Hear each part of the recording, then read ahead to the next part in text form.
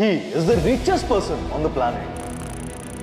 The Tesla CEO has hit a new milestone, becoming the first person in history to surpass a net worth of $400 billion. Did Elon Musk's net worth by about $70 billion to close to $320 billion. American president calls him a genius and a disruptor. But he's a character, he's a special guy, he's a super genius. We have to protect our geniuses. We don't have that many of them. People call him the real life Iron Man. अपने एक tweet से ये बंदा पूरा crypto market हिला देता है. The value of cryptocurrency Dogecoin has climbed significantly following a tweet from Elon Musk. The world wants to be like him. Every kid, every startup founder dreams to be like him. वो बंदा खुद publicly बोलता है. I'm not sure I want to be me. मतलब जो बंदा पूरी दुनिया के लिए आइडल है, हर कोई इसके जैसा बनना चाहता है, वो खुद बोलता है कि मैं खुद भी मेरे जैसा नहीं बनना चाहता. ऐसा क्यों? $440 बिलियन से भी ज्यादा की नेटवर्थ. ये इतना पैसा है कि दुनिया का सेकंड रिचेस्ट पर्सन भी ऑलमोस्ट इनसे $200 बिलियन से कम है. इस बंदे की 2 वाइफ्स रह चुकी है, कई गर्लफ्रेंड्स रह चुकी है, इनके 12 बच्चे हैं. ये बंदा चाहे तो रातों रात एक आध छोटी मोटी कंट्री खरीद सकता है. वो आज अकेला 375 स्क्वायर फीट के घर में रहता है. इसका कोई बच्चा इसके साथ नहीं रहना चाहता. इसका कोई ऐसा को फाउंडर नहीं है, कोई ऐसा इन्वेस्टर नहीं है जिसके साथ इसका पंगा ना हुआ हो. यहां तक कि कोई एम्प्लॉय भी इसके साथ डायरेक्ट काम नहीं करना चाहता क्योंकि ये उन्हें सीधा फायर कर देता है. यार एक तरफ ये बंदा सुपर हीरो लेवल की चीजें कर रहा है, दुनिया उसके जैसा बनना चाहती है, और दूसरी तरफ ये खुद से फ्रस्ट्रेट है. कोई इसके साथ लॉन्ग टर्म टिकता ही नहीं है. मैंने पिछले 2 महीने में ये 700 पेजेस की किताब पढ़ डाली. गूगल, यूट्यूब, पॉडकास्ट, इंटरव्यूज, जहां पर भी इस बंदे की बात हो रही है वो हर एक चीज देख ली. इतना ही नहीं, इनके माँ, भाई, वाइफ्स, गर्लफ्रेंड्स, इनको जानने वाले सबके इंटरव्यूज देख लिए. और ये सब कुछ देखने के बाद लास्ट में मेरे दिमाग में सिर्फ एक ही क्वेश्चन आया. Is Elon Musk really a genius or a psycho? तो मुझे लगा कि यार इस पर एक डिटेल डॉक्यूमेंट्री बनानी चाहिए जिसे देखने के बाद किसी को भी इलॉन मस्क को समझने के लिए कोई और वीडियो देखने की जरूरत ही ना पड़े. पर रिसर्च में मुझे इस बंदे के ऊपर इतना डेटा मिला कि मुझे इस डॉक्यूमेंट्री को 2 पार्ट में डिवाइड करना पड़ा, और ये है part 1. So enjoy today's episode, Elon Musk, a genius और साइको.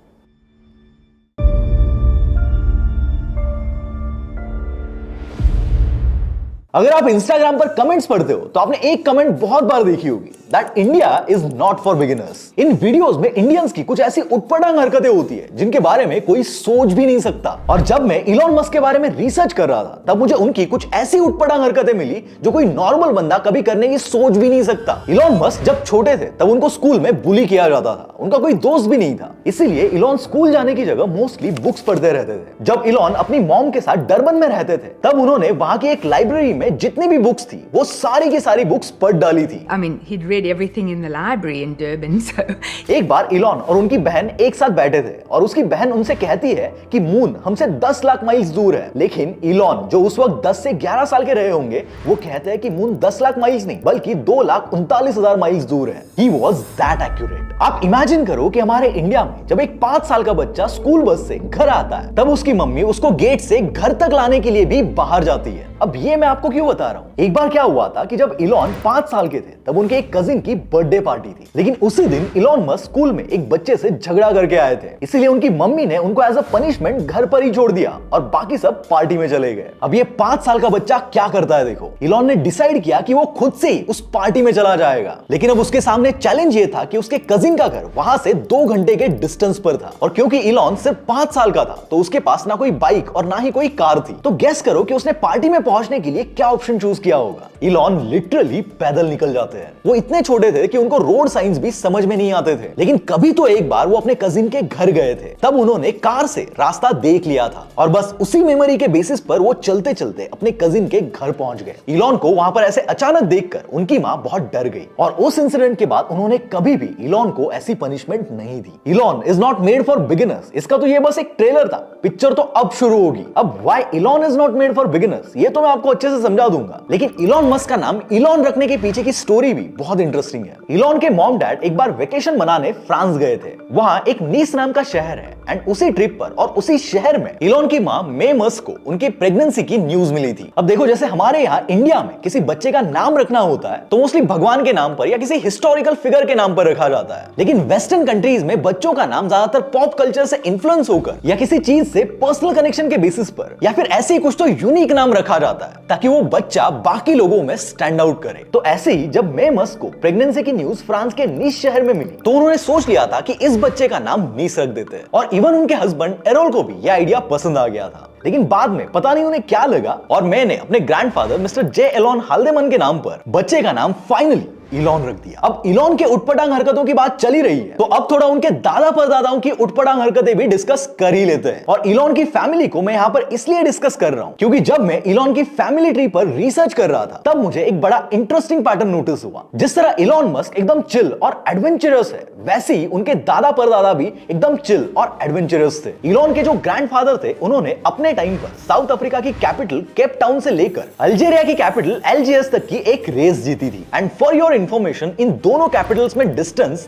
10,000 किलोमीटर से भी ज्यादा है। इलॉन की जो ग्रेट ग्रैंडमदर थी वो कनाडा की फर्स्ट फीमेल कायरोप्रैक्टर थी। और इससे भी ज्यादा इंटरेस्टिंग, इलॉन के जो नाना नानी थे वो 1954 में सिंगल इंजन प्रोपेलर प्लेन में साउथ अफ्रीका से ऑस्ट्रेलिया चले गए थे, और ऐसा करने वाले वो पूरी दुनिया के इकलौते लोग थे और है। इंटरेस्टिंगली इस ट्रिप में उनका पिट स्टॉप इंडिया भी था और तब उन्होंने ताजमहल भी विजिट किया था। इनकी फैमिली की ऐसी हरकतों से Elon is not made for beginners तो छोड़ो, इवन हम ये भी कह सकते हैं कि इलॉन का पूरा खानदान he is not made for beginners. Elon की फैमिली ट्री देखने के बाद पता चलता है कि कहीं ना कहीं इलॉन के फैमिली जीन्स ही इनमें कॉपी पेस्ट हुए हैं। तभी ये बंदा कुछ ना कुछ ऐसी अतरंगी चीजें कर डालता है। कभी कभी वो कोई ऐसा डिसीजन ले लेते हैं जिसके बारे में कभी किसी ने सोचा भी नहीं होगा। जैसे कि जब इलॉन कनाडा के कॉलेज में एडमिशन ले रहे थे तब उनके पास दो ऑप्शंस थे, क्वींस और वाटरलू। अब कोई भी नॉर्मल स्टूडेंट ये डिसीजन लेता कि मैं वहां पर एडमिशन लूंगा जहां पर पढ़ाई ज्यादा अच्छी होती है, लेकिन इलॉन ने वो कॉलेज चूज किया जहां पर लड़कियां ज्यादा थी। लिटरली लड़कियों के लिए इलॉन ने क्वींस में एडमिशन लिया था क्योंकि इलॉन को लगता था कि प्रोफेसर्स के पास जितना नॉलेज है उतना तो मेरे पास ऑलरेडी है, इसलिए मुझे पढ़ाई की तो जरूरत नहीं है। अब इलॉन की ऐसी हरकतें सुनकर कोई भी हैरान हो जाएगा कि यार ये बंदा सच में जीनियस है या साइको। इवन कई लोगों को आज तक इलॉन के रिलेशनशिप्स के बारे में कोई आइडिया नहीं होगा। अब ध्यान से सुनो।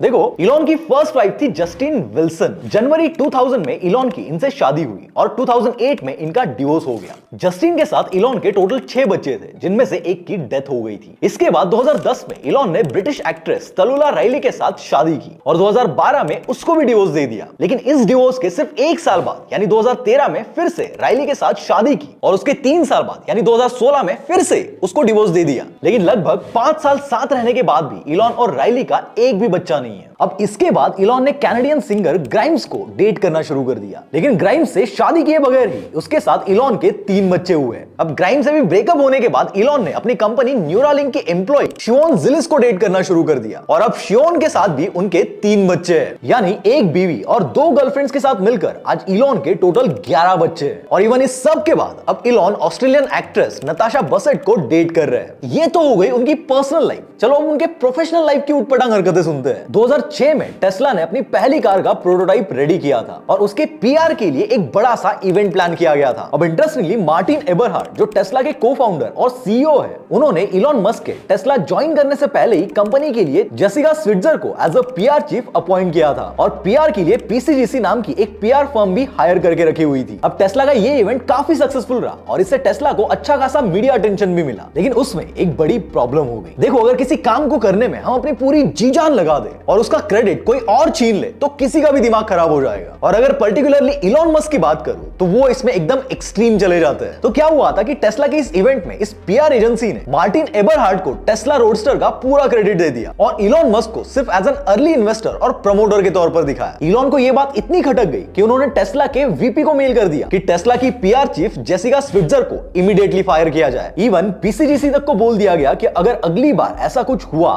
तो पीसीजीसी और टेस्ला के बीच कोई कोई भी डील नहीं होगी। क्या आपको लगता है कि कोई नॉर्मल इंसान सिर्फ क्रेडिट के लिए इस हद तक जा सकता है? और अगर इन केस जाएगा भी तो इस वे में नहीं जाएगा। इलॉन जैसा थोड़ा साइको इंसान ही ऐसा कुछ कर सकता है। अब ये जो पंगा था वो तो फिर भी अपने कोवर्कर्स के साथ वाला पंगा था, लेकिन आप सुनकर शॉक हो जाओगे कि एक बार इलॉन मस्क सीधा फेसबुक के ओनर मार्क जकरबर्ग से भिड़ गए थे। यहां तक कि ये बात इस लेवल तक पहुंची थी कि इलॉन मस्क और मार्क जकरबर्ग के बीच लिटरली केज फाइट होने वाली थी। But now the question is कि आखिरकार ये बात यहां तक पहुंची कैसे? देखो, सितंबर 2016 में जकरबर्ग को अपना $200 मिलियन का सैटेलाइट, जो कि अफ्रीका के कुछ पार्ट्स में इंटरनेट एक्सेस देने के लिए बनाया गया था, उसे इलॉन के स्पेसएक्स रॉकेट को यूज करके लॉन्च करवाना था। लेकिन कुछ टेक्निकल इश्यूज के चलते लॉन्च से पहले ही एक टेस्टिंग एक्सीडेंट में ये सैटेलाइट एक्सप्लोड हो जाता है। अब इस इंसिडेंट के बाद जकरबर्ग अपने फेसबुक अकाउंट पे लिखते हैं कि स्पेसएक्स रॉकेट के लॉन्च फेलियर से वो बहुत ज्यादा डिसअपॉइंटेड है। अब उस वक्त इलॉन डायरेक्टली इसका कोई जवाब नहीं देते और ये बात यहीं पर खत्म हो जाती है। लेकिन इस इंसिडेंट के ऑलमोस्ट 1 साल बाद मार्क एक दिन फेसबुक पर लाइव स्ट्रीम करते हैं और उसमें उन लोगों को जम के क्रिटिसाइज करते हैं जो एआई के अगेंस्ट है। अब अगर हम देखें तो 2014 तक इलॉन पब्लिकली बोलते थे कि एआई ह्यूमन सिविलाइजेशन के लिए एक खतरा है। Mark my words, AI is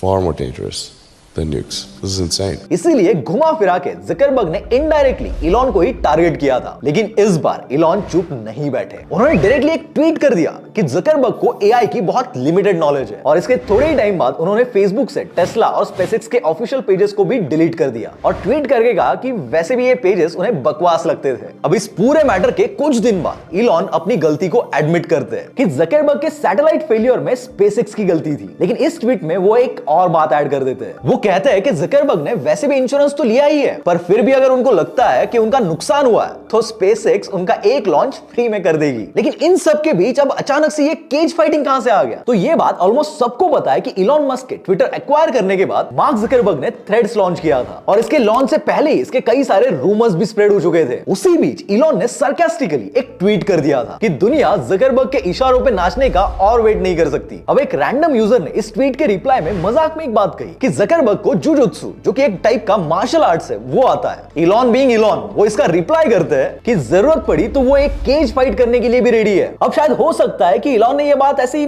मजाक में कही होगी, लेकिन जकरबर्ग ने इसे सीरियसली ले लिया और इलॉन के ट्वीट का स्क्रीनशॉट लेकर सीधा अपने इंस्टाग्राम पे डाल दिया और इलॉन से उनकी लोकेशन मांग ली। इवन मोर सरप्राइजिंगली इस पर मस्क टाइम और जगह बता भी देते हैं और इस तरह दोनों बिलियनियर्स एक केज फाइट के लिए रेडी हो जाते हैं। लेकिन जैसे कि यूजुअली होता है, यहां भी बात लड़ाई तक नहीं आती और दोनों बस बातों के ही शेर बनकर रह जाते हैं और धीरे धीरे ये मामला ठंडा हो जाता है। लेकिन इन सारे इंसिडेंट से और इलॉन की हरकतों से एक बात तो क्लियर हो जाती है कि सच में Elon is not made for beginners. आपने आज तक YouTube पर इलॉन मस्क के बारे में कई वीडियोस देखे होंगे, Google पर कई सारे आर्टिकल्स पढ़े होंगे जिनमें इलॉन मस्क के डेडिकेशन की, अपने काम को लेकर ऑब्सेशन की बातें होती है। Elon Musk is Elon Musk of Elon Musk. लेकिन आई कैन बेट कि आपने आज तक इलॉन मस्क के बारे में सिर्फ 1% बातें सुनी है। इलॉन मस्क की वो 99% बातें जो आज तक किसी यूट्यूबर ने, किसी क्रिएटर ने आपको नहीं बताई होगी। स्पेशली उनको कवर करने के लिए मैंने ये 700 पेज की बुक पढ़ी है और तब जाकर कहीं ये वीडियो बनाई है, जस्ट टू फाइंड आउट कि इलॉन मस्क अपने काम को लेकर कितना ऑब्सेस्ड है। इलॉन मस्क जब 11 साल के थे तब उन्होंने जोहान्सबर्ग के एक शॉपिंग मॉल में पहली बार एक कंप्यूटर देखा। उन्होंने वो कंप्यूटर खरीदने के लिए अपने पापा से जिद भी की, लेकिन दुनिया के हर पापा को कंप्यूटर मांगू तो उनको यही लगता है कि दिन भर इस पे गेम खेलता रहेगा। इलॉन के पापा को भी यही लगा और उन्होंने उसे मना कर दिया। लेकिन भाई इलॉन तो इलॉन है, इसने जैसे तैसे करके कुछ पैसे इकट्ठा किए और खुद की सेविंग से ही Commodore VIC-20 नाम का एक कंप्यूटर खरीद लिया, जो उस टाइम वर्ल्ड का one of the earliest PC था। अब जैसे कि उनके पापा को एक्सपेक्टेड था, इलॉन इस पीसी में दिन भर बैठ के गैलेक्सियन और अल्फा ब्लास्टर ये गेम्स खेलते थे। लेकिन इस कंप्यूटर को यूज करके इलॉन ने एक ऐसी चीज की जो उनके पापा ने कभी भी एक्सपेक्ट नहीं की थी। ये जो कंप्यूटर था उसके साथ एक कोडिंग का कोर्स फ्री में आता था, जिसमें आप सिर्फ 60 घंटों में बेसिक नाम की एक प्रोग्रामिंग लैंग्वेज में कोडिंग करना सीख सकते थे। और इलॉन कोडिंग को लेकर इतना ऑब्सेस थे कि उन्होंने दिन रात एक करके सिर्फ 3 दिनों में इस कोर्स को कंप्लीट कर दिया। अब इसके अलावा स्कूल में भी इलॉन ने प्रोग्रामिंग स्किल टेस्ट को पास कर लिया और इवन वो कोडिंग में इतना ज्यादा घुस गए कि उन्होंने खुद से पास्कल और टर्बो C++ जैसी लैंग्वेजेस में कोड लिखना तक सीख लिया। सिर्फ 2 साल के अंदर ये बंदा इस लेवल की कोडिंग सीख गया था कि उसने ब्लास्टर नाम का एक वीडियो गेम डेवलप कर दिया और तो और इस गेम को पीसी एंड ऑफिस टेक्नोलॉजी नाम की मैगजीन को $500 में बेच भी दिया। इलॉन अपने गोल्स को लेकर कितने ऑब्सेस्ड है ये तो सिर्फ उसकी एक झलक थी। सितंबर 2000 में इलॉन को पेपैल के CEO पोस्ट से हटा दिया गया, लेकिन इलॉन अभी भी कंपनी में स्टेक होल्डर थे, बट उनके पास पास कोई एक्टिव डिसीजन मेकिंग पावर नहीं थी। अब एक नॉर्मल बिजनेसमैन इस सिचुएशन में क्या करता? या तो कोई न्यू कंपनी शुरू करता या अपने कंपनी से जो पैसा आ रहा है उस पर अय्याशी करता। लेकिन इलॉन ने इन दोनों ऑप्शंस को छोड़कर एक तीसरा ही ऑप्शन चूज कर लिया। इलॉन ने एक एयरप्लेन खरीदा और पायलट लाइसेंस के लिए अप्लाई कर दिया। अब जिन्हें नहीं पता उन्हें बता दूं कि पायलट लाइसेंस के लिए आपको मैंडेटरी ट्रेनर के साथ 50 घंटे प्लेन उड़ाना होता है। इस प्रोसेस को पूरा करने में लोगों को कई महीने तक लग जाते हैं। लेकिन अगेन इलॉन के अंदर किसी भी काम को पूरा करने का जो ऑब्सेशन है ना, उसके चलते इस बंदे ने इस 50 घंटे की ट्रेनिंग को सिर्फ 3 हफ्तों में कंप्लीट कर दिया। इवन इसके बाद इलॉन ने एरो वोडोकॉडी L-39 एल्बेट्रॉस नाम का एक फाइटर जेट भी खरीद लिया। इलॉन की कंपनी स्पेसएक्स आज मार्स पर जाकर उसको कॉलोनाइज करने का प्लान कर रही है। लेकिन इलॉन बताते हैं कि उनको ये आइडिया वो जब 10 साल के थे तब एक बुक पढ़कर आया था और यही इम्पॉसिबल सी लगने वाली चीज आगे चलकर इनकी लाइफ का मेन गोल बन गया। 2001 से ही इस मार्स मिशन को लेकर वो इतना ऑब्सेस्ड हो गए कि इलॉन ने मार्स ओएसिस नाम का एक मिशन प्लान किया, जिसमें वो एक ग्रीन हाउस मार्स पे भेजने वाले थे, जिसके लिए उन्हें $30 मिलियन खर्चा आने वाला था। और ये सब करने के पीछे उनका पर्पस सिर्फ इतना था कि ये देखकर नासा और आम लोगों में स्पेस एक्सप्लोरेशन को लेकर इंटरेस्ट बढ़ जाए, जिससे शायद यूएस गवर्नमेंट मार्स को लेकर सीरियस हो जाए और नासा का बजट बढ़ा दे। वैसे बाद में उनका ये मार्स ओएसिस वाला मिशन कैंसिल हो गया, लेकिन ये सोचने वाली बात है कि ये बंदा अपने करियर के अर्ली स्टेज पर $30 मिलियन खर्च करने के लिए रेडी हो गया, सिर्फ इसलिए ताकि यूएस गवर्नमेंट मार्स कॉलोनाइजेशन के आइडिया को लेकर सीरियस हो जाए। इतना ही नहीं, इवन इस मार्स ओएसिस मिशन के लिए इलॉन को रॉकेट्स चाहिए थे, जिसके लिए वो फरवरी 2002 में रशिया चले गए और वहां पर बस 2 एक्सपायर्ड रॉकेट्स खरीदने के लिए $18 मिलियन देने के लिए तैयार हो गए। लेकिन बावजूद इसके वो डील क्रैक नहीं हो पाई। पर जब इलॉन रशिया से वापस आ रहे थे तब उन्होंने फ्लाइट में ही खुद से रॉकेट बनाने का प्लान बना लिया और उसके तुरंत बाद एक रॉकेट में क्या क्या मटेरियल्स यूज होते हैं उसके बारे में रिसर्च करना शुरू कर दिया। इलॉन अपने इस प्लान को लेकर इतना ऑब्सेस्ड हो गए कि सिर्फ 1 महीने के अंदर अंदर यानी 14 मार्च 2002 को उन्होंने खुद की ही कंपनी स्पेसएक्स शुरू कर दी। इनिशियली इस कंपनी के अंडर उन्होंने एक मिड साइज रॉकेट बनाना शुरू किया। अब उस टाइम पर क्या होता था कि रॉकेट्स बनाने के लिए ज्यादातर कंपोनेंट्स एरोस्पेस सप्लायर से लाए जाते थे, लेकिन इलॉन ने नोटिस किया कि ये सप्लायर्स 10 गुना ज्यादा चार्ज करते हैं। और इवन जब इलॉन ने कार्बन फाइबर, मेटल, फ्यूल और बाकी मटेरियल्स जो रॉकेट्स बनाने में यूज होते हैं उनकी कॉस्ट को जब मोटा मोटा कैलकुलेट किया तो उन्हें पता चला कि अगर वो खुद रॉ मटेरियल खरीद कर एक रॉकेट बना देंगे तो वो उन्हें रेडीमेड रॉकेट से 50 गुना सस्ता पड़ेगा। तो यहां पर इलॉन ने डिसाइड किया कि जितना पॉसिबल हो पाएगा उतना वो इन हाउस ही प्रोडक्शन करेंगे। फॉर एग्जांपल रॉकेट में लिक्विड फ्लो कंट्रोल करने के लिए एक वॉल्व होता है, उस वॉल्व के लिए एक सप्लायर $2.5 लाख डिमांड कर रहा था। तो इलॉन ने कहा कि छोड़ो, इसको हम खुद ही बनाएंगे। ऐसे एक सप्लायर एक्चुएटर के लिए, एक्चुएटर बेसिकली रॉकेट की डायरेक्शंस, लैंडिंग और उसकी स्टेबिलिटी को मेंटेन करने के लिए यूज होता है। तो इस एक्चुएटर के लिए एक सप्लायर $1.2 लाख चार्ज कर रहा था। तो इस पर इलॉन ने कहा कि इस एक्चुएटर को बनाना किसी गैरेज डोर ओपनर बनाने से ज्यादा कॉम्प्लिकेटेड नहीं है। और इवन उन्होंने अपने एक इंजीनियर को ऑर्डर भी दे दिया कि तुम इसको $5,000 में बना कर दोगे। कहा $1.2 लाख और कहा $5,000। ऐसी एक सप्लायर था जो एल्यूमिनियम डोम्स सप्लाई करता था। ये एल्यूमिनियम डोम्स रॉकेट के फ्यूल टैंक के ऊपर लगाए जाते हैं। उस सप्लायर ने भी प्राइस को 3 गुना बढ़ा दिया था। तो इलॉन ने कहा कि इसको भी हम खुद ही बना लेंगे। ऐसे ही इन हाउस प्रोडक्शन पर फोकस करते करते रॉकेट्स के 70% कंपोनेंट्स स्पेसएक्स ने इन हाउस ही बनाना शुरू कर दिया। अब एक नॉर्मल ह्यूमन बिहेवियर क्या होता है कि भाई मुझे अगर कोई चीज चाहिए मतलब चाहिए, लेकिन इसका ऐसा है कि मुझे कोई चीज चाहिए मतलब चाहिए, लेकिन वो जल्दी और टॉप नॉच क्वालिटी में चाहिए। और इस सेंस ऑफ अर्जेंसी के चलते वो कई बार अपने एम्प्लॉइज को फायर करने की धमकी भी देते हैं और इलॉन को लगा तो ऑन द स्पॉट फायर भी कर देते हैं। उनका ऐसा ही एक बड़ा शॉकिंग इंसिडेंट है। जब स्पेसएक्स अपनी पहली रॉकेट फैल्कन 1 के लिए काम कर रहा था तो सेम टाइम पर इस रॉकेट में लगाने के लिए मर्लिन नाम के एक रॉकेट इंजन पर भी काम चल रहा था। एक मीटिंग में इलॉन ने टॉम मुलर, जो कि उनके इंजन डिजाइन के इंचार्ज थे, उससे कहा कि जितना टाइम पहले शेड्यूल था उससे आधे टाइम में मुझे ये इंजन रेडी चाहिए। इस पर टॉम कहता है कि आपने ऑलरेडी टाइम पहले ही आधा कर दिया था, अब आप उसमें भी टाइम को और आधा नहीं कर सकते हो। यानी इलॉन मस्क जो इनिशियल टाइम डिसाइड किया गया था उसके 1/4 टाइम में इंजन रेडी करने को कह रहे थे। लेकिन टॉम का ये रिप्लाई सुनकर इलॉन बहुत गुस्सा हो गया और टॉम को कहा कि तुम मुझे मीटिंग के बाद मिलना। अब मीटिंग के बाद टॉम इलॉन के केबिन में गया तो इलॉन उससे कहते हैं कि अगर तुम इंजन डिजाइन के इंचार्ज बने रहना चाहते हो तो मैं जब भी कुछ मांगू वो तुम मुझे दोगे। यानी कि इनडायरेक्टली टॉम को फायर करने की धमकी दे दी। अब ये तो फिर भी ठीक था, लेकिन एक बार तो इलॉन ने हद ही पार कर दी। 2006 में जब स्पेसएक्स अपनी फर्स्ट रॉकेट फैल्कन 1 को पहली बार टेस्ट करने वाला था, उसके 1 घंटे पहले तक इलॉन मस्क ये सोच रहे थे कि उनका जो फ्यूचर रॉकेट होगा उसके कंपोनेंट्स के लिए एल्यूमिनियम अलॉय का ऑर्डर प्लेस हुआ हुआ है या नहीं। तुरंत वो क्रिस थॉमसन नाम के इंजीनियर को बुलाते हैं और जब पता चलता है कि उसने अभी तक ऑर्डर प्लेस नहीं किया है तो वहीं पर उस पर गुस्सा हो जाते हैं। इसी से आप उनका काम को लेकर जो ऑब्सेशन है उसका अंदाजा लगा सकते हो कि 4 साल की मेहनत के बाद उनके कंपनी का पहला रॉकेट लॉन्च होने जा रहा है। अभी तक उसका टेस्ट सक्सेसफुल भी नहीं हुआ है और ऐसे क्रिटिकल मोमेंट में ये बंदा ये सोच रहा है कि अगले रॉकेट के लिए मटेरियल्स के ऑर्डर प्लेस हुए या नहीं। आपने कई लोगों से, कई आर्टिकल से एक बात सुनी होगी कि इलॉन मस्क एक एलियन है जो कि मार्स मिशन के थ्रू अपने घर पर वापस जाना चाहता है। चलो इसको थोड़ा डिटेल में समझते हैं। देखो, आज की डेट में इलॉन मस्क के जितने भी बिजनेसेस है जहां से वो पैसा कमा रहा है, उसका एंड गोल क्या है पता है? मार्स को कॉलोनाइज करना। इस बंदे के लिए पैसा सिर्फ एक टूल है जो इसके मार्स मिशन को पूरा कर सकता है।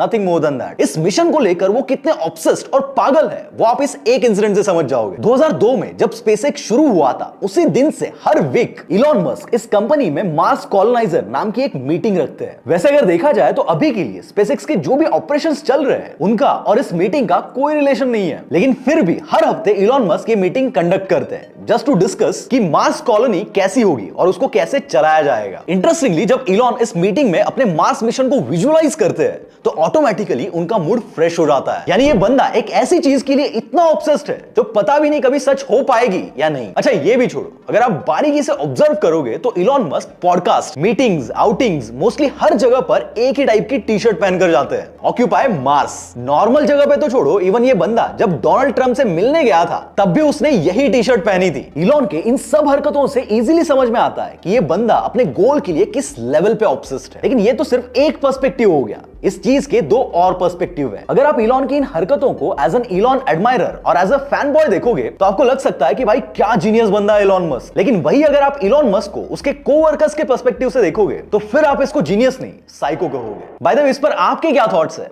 कमेंट्स में बताओ।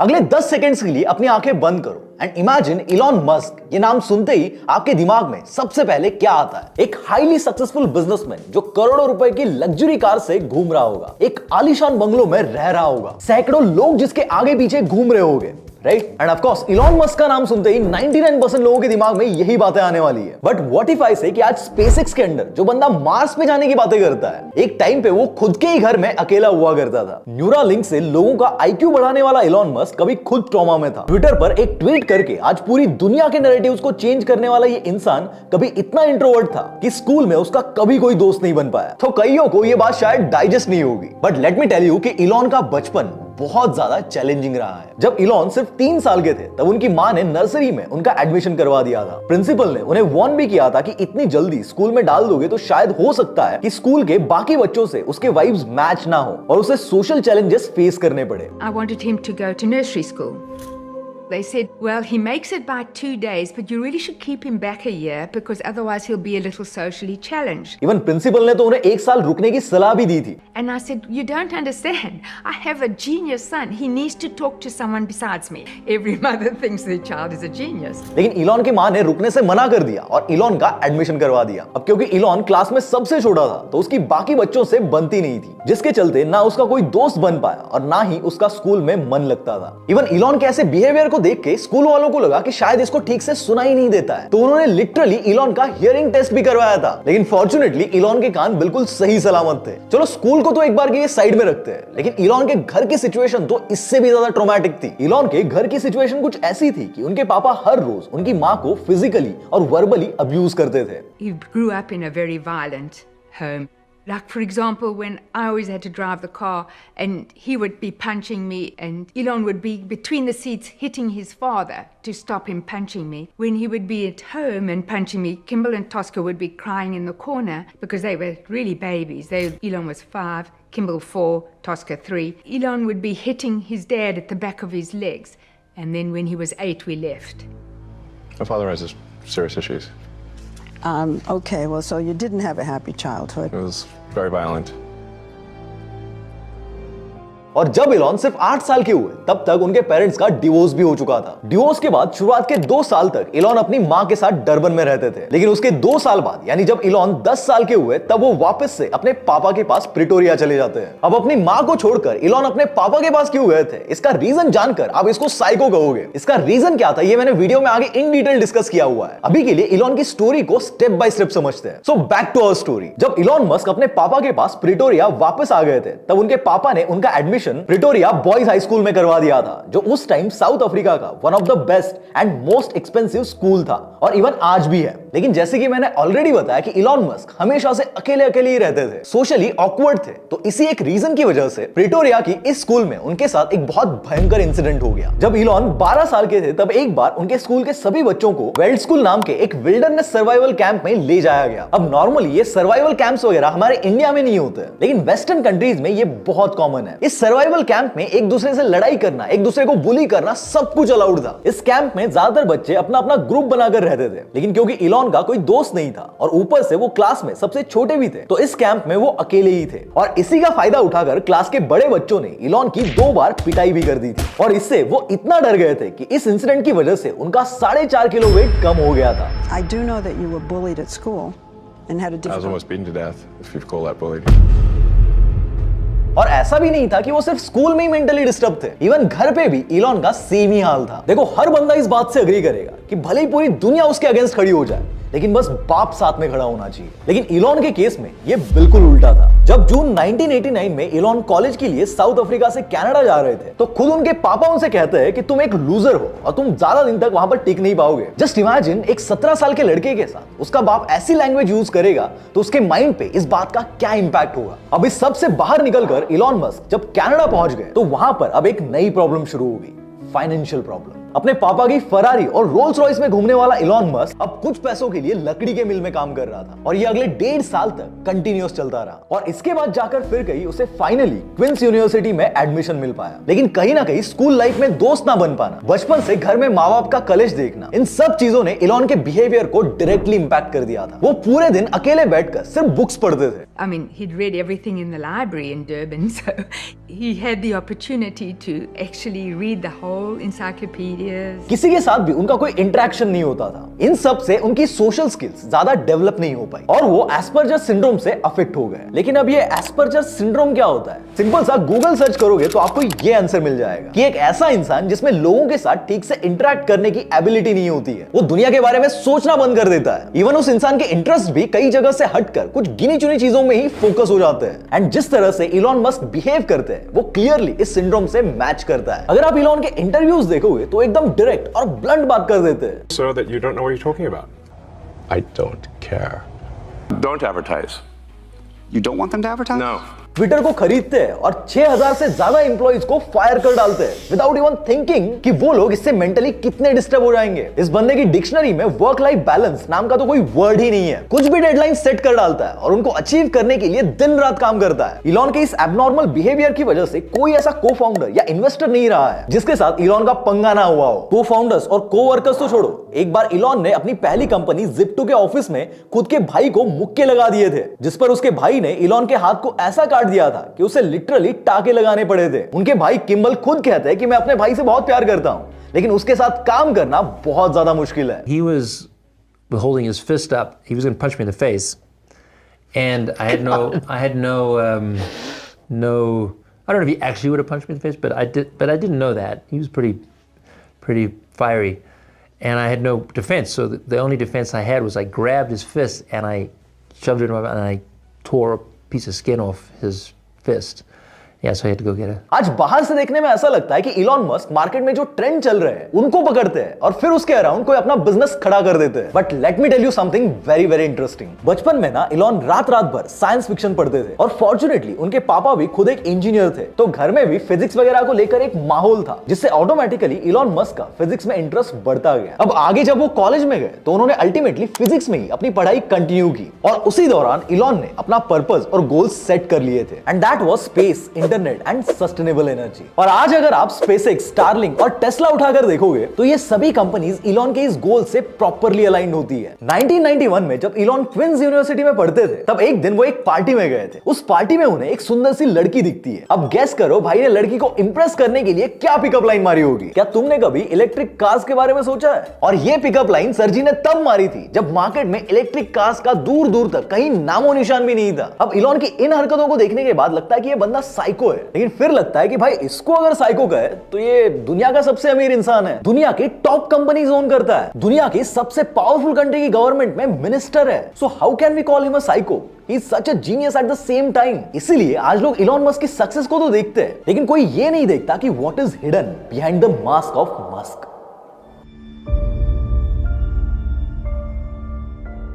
अभी कुछ दिनों पहले यूएस के प्रेसिडेंशियल इलेक्शंस हुए और डोनाल्ड ट्रंप वहां के प्रेसिडेंट बन गए। और इसके लिए इलॉन मस्क ने डोनाल्ड ट्रंप के इन कैंपेन्स में $250 मिलियन खुद की जेब से लगा दिए और इसी की वजह से वो डोनाल्ड ट्रंप के पार्टी के लिए लार्जेस्ट डोनर बन चुके थे। इवन इस इलेक्शन के टाइम पर फर्स्ट एंड सेकंड अमेंडमेंट नाम का एक पिटीशन था जिसको साइन करने के लिए मस्क ने डेली $1 मिलियन का गिव अवे भी रखा था, जिसके चलते उन पर लीगल चार्जेस भी लगे थे कि वो पैसे देकर वोटर्स को खरीद रहे हैं। इवन ट्रंप के सपोर्ट में इलॉन मस्क ने टेलर स्विफ्ट, जिसके दुनिया भर में करोड़ों फैंस है, उसको भी नहीं छोड़ा। ट्विटर पर उन्होंने उससे भी पंगा ले लिया था। इलॉन कई रैलीज में ट्रंप के साथ जा जाकर उनको ओपनली सपोर्ट कर रहे थे। So who do you want representing America?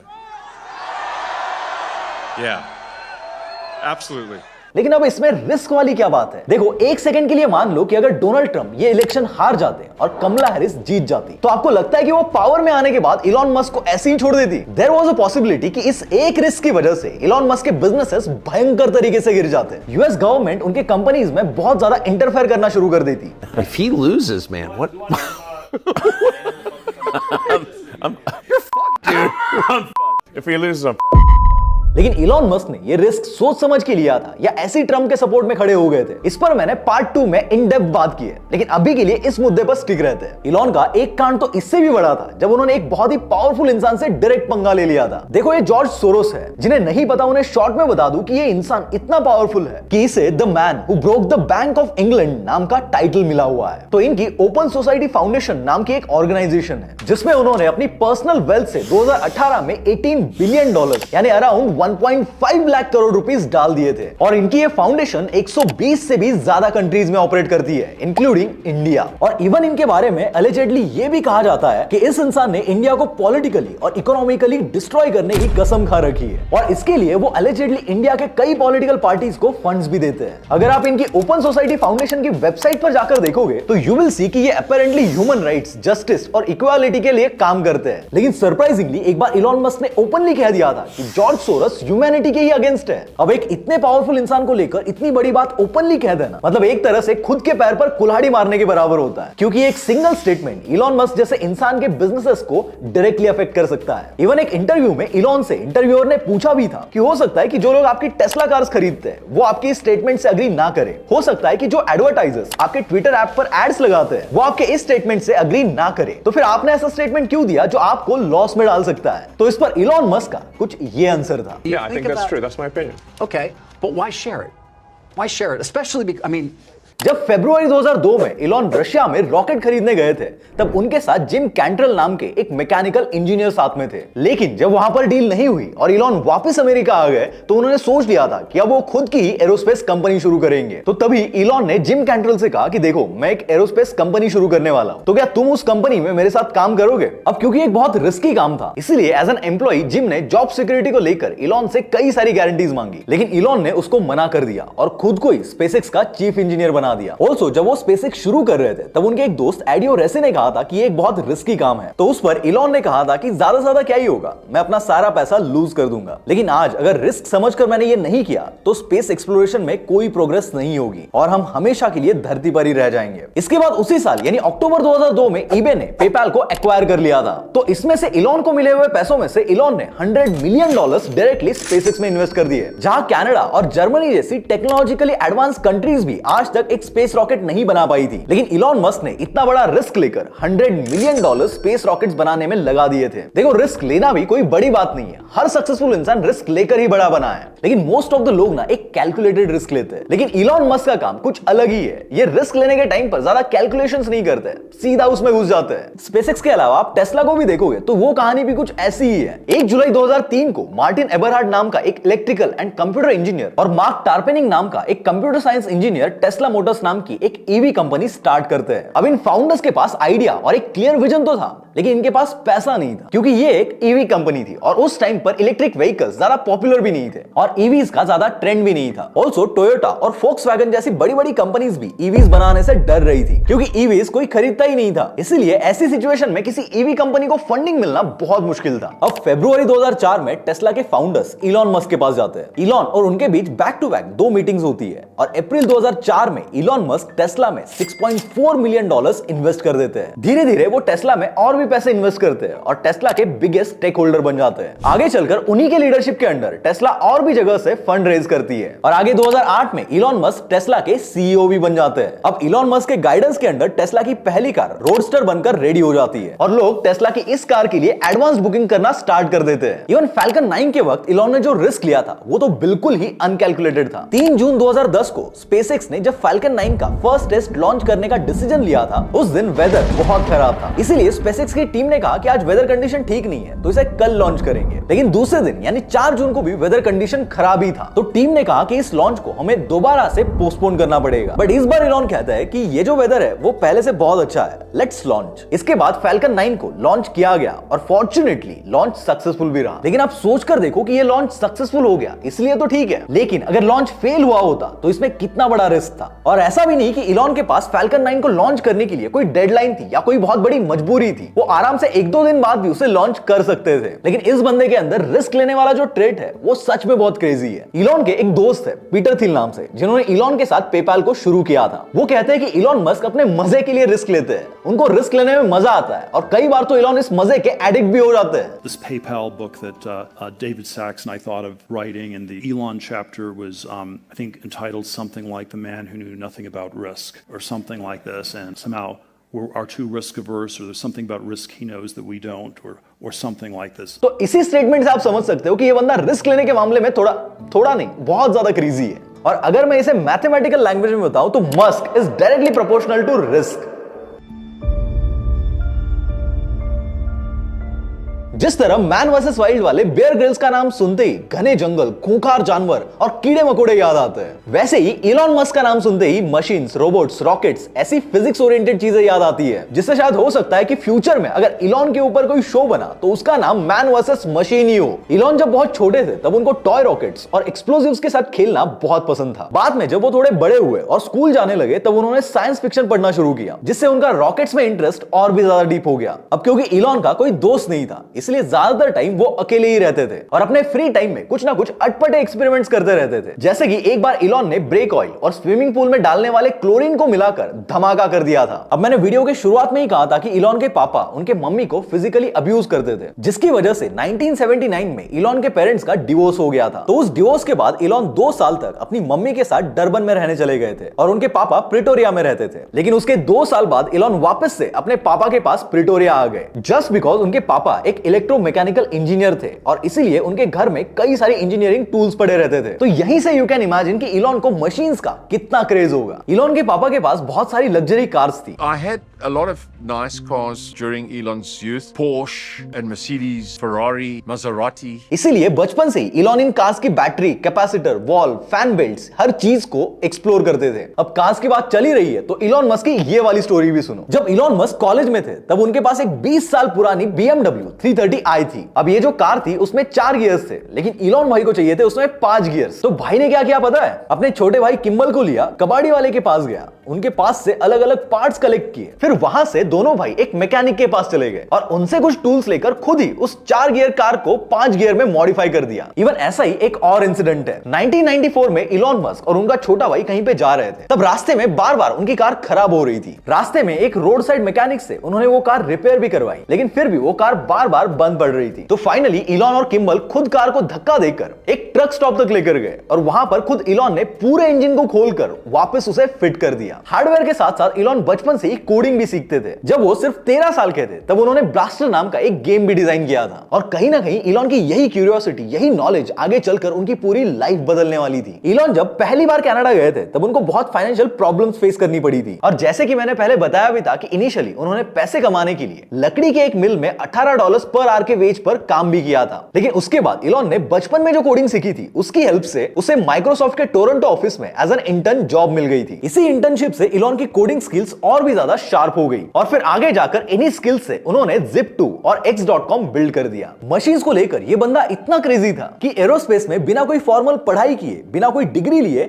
इसने मिलियंस ऑफ डॉलर्स दांव पे लगा दिए और स्पेसएक्स जैसी कंपनी बना दी और इवन खुद उसका चीफ इंजीनियर भी बन गया। रॉकेट को लेकर इस बंदे से कुछ भी पूछ लो, कौन सा पार्ट किस मेटल से बना है, कैसे बना है, इस पर्टिकुलर मेटल को क्यों यूज किया गया है, रॉकेट से रिलेटेड हर क्वेश्चन का जवाब आपको इस बंदे के पास मिल जाएगा और वो भी बिना कोई फॉर्मल डिग्री लिए। फरवरी 2005 में उन्होंने टेस्ला में $9 मिलियन इन्वेस्ट कर दिए, जिससे इलॉन टेस्ला के लार्जेस्ट स्टेक होल्डर बन गए थे। इसीलिए अब वो हर वीक लॉस एंजलिस से सिलिकॉन वैली टेस्ला के हेडक्वार्टर आने लगे और टेस्ला के डिजाइन और इंजीनियरिंग डिसीजन में ज्यादा इन्वॉल्व होने लगे। अब क्योंकि उनका पूरा बचपन फेरारी, पोर्शे, रोल्स रॉयस जैसी लग्जरी कार्स में बीता है तो उन्हें कार्स के बारे में बहुत इन डेप्थ नॉलेज था। इसीलिए वो टेस्ला की कार डिजाइन में बहुत ज्यादा करेक्शंस निकालते थे। एक बार जब वो डिजाइन रिव्यू मीटिंग कर रहे थे तब उनको कार का डिजाइन बहुत चीप और अगली लग रहा था, तो वो उस मीटिंग में बहुत भयंकर तरीके से गुस्सा हो गए थे। उन्होंने कहा कि हम इस कार को लगभग $1 लाख में बेचने वाले हैं, तो हम ऐसी घटिया दिखने वाली कार नहीं बना सकते हैं। अब वैसे देखा जाए तो इलॉन ने डिजाइनिंग फील्ड में कोई ऐसी फॉर्मल पढ़ाई नहीं की है, लेकिन जैसे कि मैंने बताया कि उनका बचपन एक से एक लग्जरी कार्स में बीता है, इसीलिए वो इजीली आइडेंटिफाई कर पा रहे थे कि टेस्ला के इन कार्स में क्या प्रोज एंड कॉन्स है। अपने इसी नॉलेज के बेसिस पर इलॉन ने रोडस्टर के डिजाइन में कई सारे चेंजेस किए। जैसे कि इलॉन की हाइट 6'2" है, तो ही नोटिस्ड कि उनको कार में एंटर करने में दिक्कत हो रही थी, तो उन्होंने कहा कि कार का डोर थोड़ा और बड़ा करो। उन्होंने इंजीनियर से कहा कि अगर आप डेट पर जा रहे हो तो एक लेडी इसमें अंदर कैसे जाएगी, इसलिए इसके दरवाजे के लोअर पार्ट को 3 इंच और नीचे कर दो। इसके अलावा उन्होंने कार की सीट्स को कंफर्टेबल बनाने के लिए थोड़ा वाइड करने को कहा। जहां पर फाइबर ग्लास यूज हो रहा था उसकी जगह कार्बन फाइबर यूज करने के लिए कहा, जो कि ज्यादा स्ट्रॉन्ग और लाइट वेट होता है। और तो और इलॉन ने कार के डैशबोर्ड में भी चेंजेस करवाए। इलॉन के सजेस्ट किए हुए इन चेंजेस की वजह से कंपनी को $2 मिलियन का और खर्चा आया, लेकिन इलॉन को इससे कुछ मतलब नहीं था। उनको बस कार को टॉप नॉच बनाना था। इवन इलॉन ने कार की सिर्फ हेडलाइट्स को बेटर बनाने के लिए जो चेंजेस बताए उसी से कंपनी की R&D कॉस्ट $5 लाख से बढ़ गई थी। इलॉन का ऐसा ही एक और इंसिडेंट है। दिसंबर 2003 में स्पेसएक्स में एक टेस्टिंग के दौरान इंजन के थ्रस्ट चेंबर में जो हीट डिफ्यूजिंग मटेरियल होता है उसमें एक क्रैक आ गया था, तो इलॉन ने कहा कि उसको रिपेयर करने का कोई तरीका खोजो, हम इसको फेक नहीं सकते। तो उस पर जब इंजन डिपार्टमेंट के हेड टॉम मूलर ने कहा कि इसको सही करने का कोई तरीका नहीं है, तो इस पर इलॉन उससे कहते हैं कि इन सभी थ्रस्ट चेंबर्स को मेरे प्राइवेट जेट में डालकर लॉस एंजलिस वाली स्पेसएक्स फैक्ट्री में लेकर आ जाओ। कुछ घंटों बाद मूलर अपनी टीम के साथ उन चेंबर्स को लेकर फैक्ट्री में पहुंच गए। थोड़ी देर बाद इलॉन भी वहां पर आ गए, जबकि उन्हें ऑलरेडी किसी क्रिसमस पार्टी में जाना था, लेकिन सिर्फ चेंबर ठीक करने के लिए उन्होंने उस पार्टी को कैंसिल कर दिया था। एक इंडस्ट्रियल ग्लू यूज करके इलॉन ने उस चेंबर को ठीक करने की कोशिश की, जिस पर मूलर ने उन्हें पहले ही बोल दिया था कि वो काम नहीं करेगा, और वो सच में वर्कआउट हुआ भी नहीं। इलॉन ने पूरी रात उस चेंबर को ठीक करने की कोशिश की, लेकिन वो ठीक नहीं हो पाया और उसकी वजह से उनके लॉन्च का शेड्यूल 4 महीने से डिले हो गया। अब देखो, जरूरी नहीं है कि हर बार आप कोशिश करो और वो काम हो ही जाए, कई बार वो नहीं हो पाता है, लेकिन इन सब इंसिडेंट से पता चलता है कि इलॉन मशीन से कितना अटैच्ड है।